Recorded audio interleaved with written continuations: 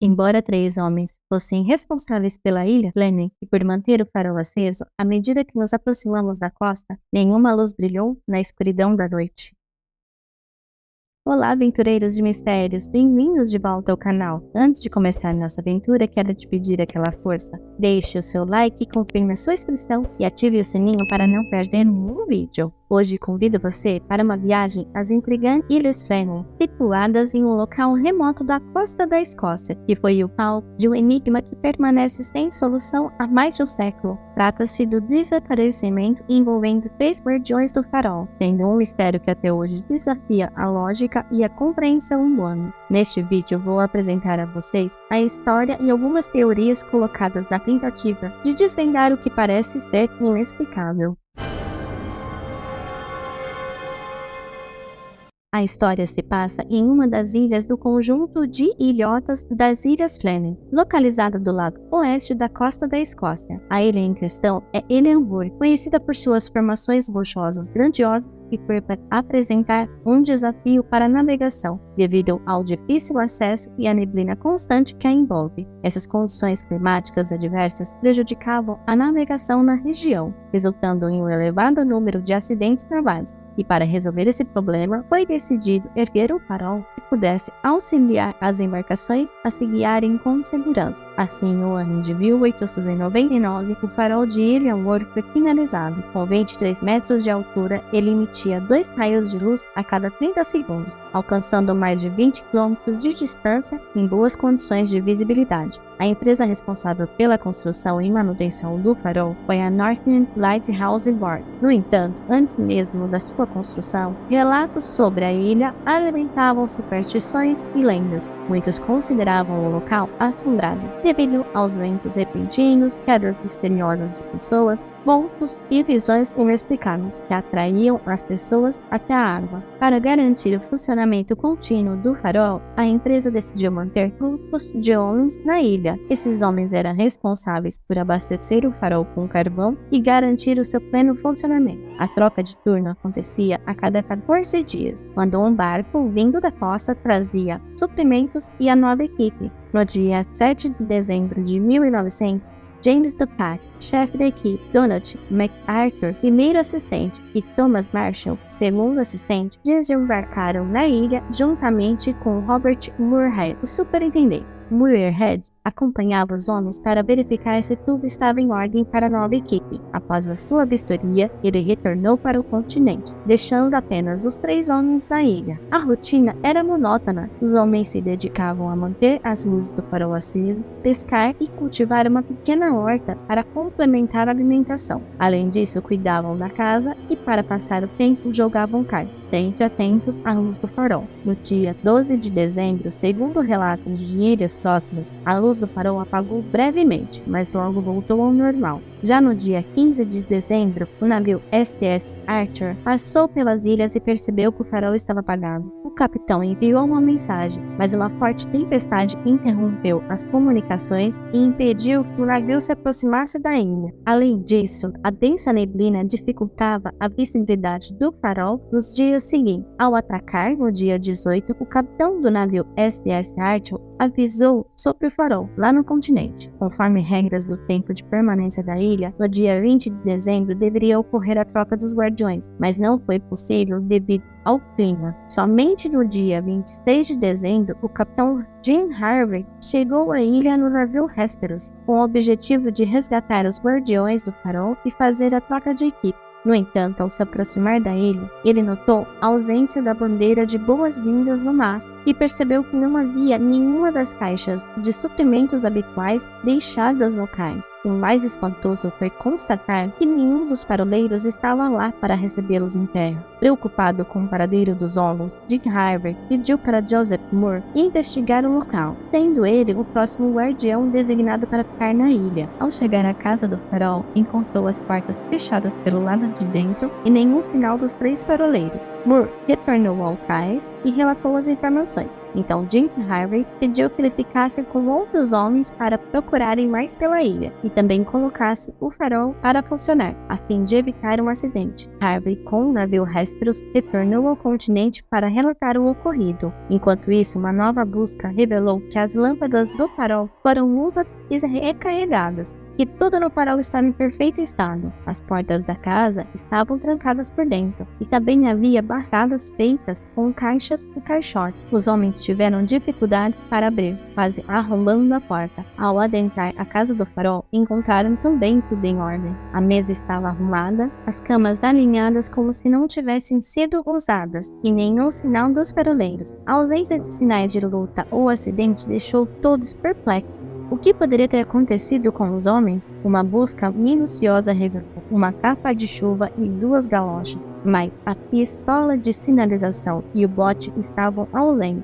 A descoberta do caderno de bordo trouxe mais mistério. As anotações da manhã do dia 15 de dezembro indicavam uma condição estável do tempo, mas em outra anotação estava escrito: tempestade horrível hoje. Isso levantou suspeitas sobre a possibilidade de uma tempestade ter causado o desaparecimento dos faroleiros, sendo essa a última anotação. Robert Moorhead, superintendente, foi chamado para investigar o caso. Ele encontrou várias cordas espalhadas pelas rochas e caixas de portas desaparecidas. Uma das caixas foi encontrada a mais de 30 metros de distância da onde deveria estar. Além disso, o ferro utilizado para içar as caixas estava retorcido e uma pedra de 1 tonelada havia sido movida do lugar. Robert teorizou que uma onda gigante poderia ter atingido 2 dos faroleiros que estavam próximos das caixas da corda e os levado para o mar. O terceiro faroleiro, ao ver a onda, pode ter saído para ajudar e também foi levado pela força da água. No entanto, essa teoria não foi muito aceita entre os faroleiros, que afirmaram que os 3 eram experientes e não teriam se arriscado em uma tempestade para realizar algum trabalho. O mistério do desaparecimento dos faroleiros chocou o Reino Unido e as buscas por pistas e explicações não tiveram retorno. Logo, diversas teorias surgiram para tentar explicar o ocorrido.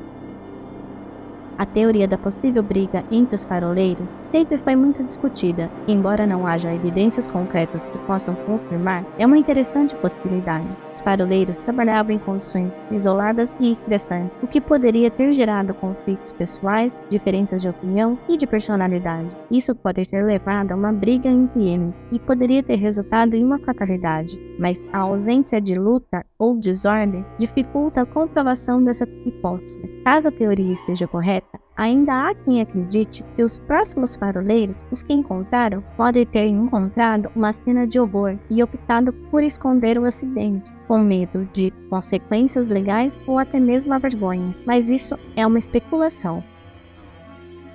A possibilidade de morte acidental também foi levantada. A rotina dos faroleiros era desempenhar as atividades em um ambiente com condições climáticas e geográficas extremas, e é possível que um acidente tenha ocorrido enquanto realizavam suas tarefas diárias. Uma onda gigante, um deslizamento de terra ou uma queda acidental do penhasco podem ter sido responsáveis pelo trágico fim dos homens. Caso um dos faroleiros tivesse se ferido gravemente ou fosse arrastado pelo mar, os outros poderiam ter tentado resgatá-lo, resultando em um destino semelhante. Essa possibilidade explicaria a ausência de sinais de luta ou desordem, mas não justificaria o fato da casa ter sido trancada pelo lado de dentro e com barricadas. Talvez essa seria uma possibilidade mais real diante das circunstâncias e das condições extremas em que os faroleiros trabalhavam.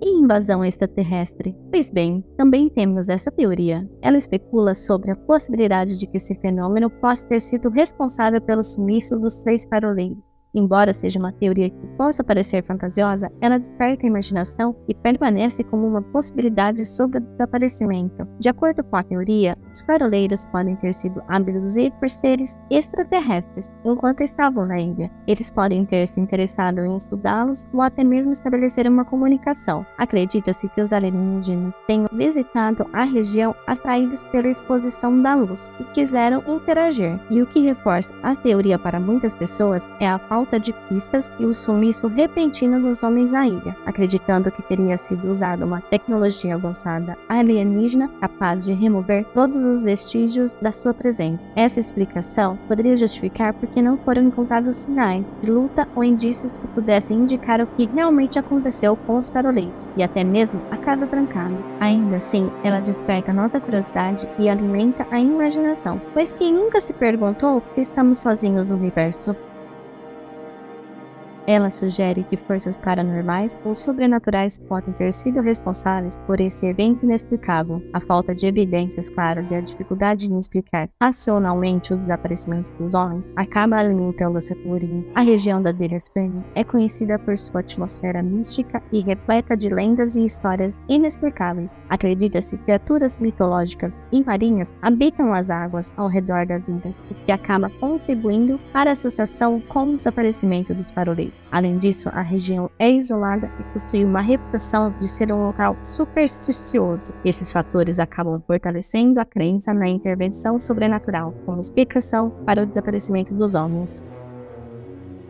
E a última hipótese que eu vou apresentar para vocês é a falta de comunicação eficaz entre os faroleiros, a base e o continente. Acredita-se que por problemas técnicos nos equipamentos de comunicação pode ter contribuído para a falha de interação e no caso de um acidente pode ter dificultado qualquer pedido de socorro. Outra teoria levanta a possibilidade de negligência por parte da empresa responsável pelos faróis. Nesse caso, a falta de manutenção adequada dos equipamentos ou até mesmo no treinamento, sendo um fator crucial para o desfecho trágico. Devido à empresa responsável pela manutenção dos faróis ter realizado sua própria investigação sobre o desaparecimento dos homens, despertou ainda mais questionamento, pois alguns acreditam que a empresa poderia estar encobrindo algum tipo de falha operacional ou negligência, mas também sem qualquer informação que possa confirmar essa teoria.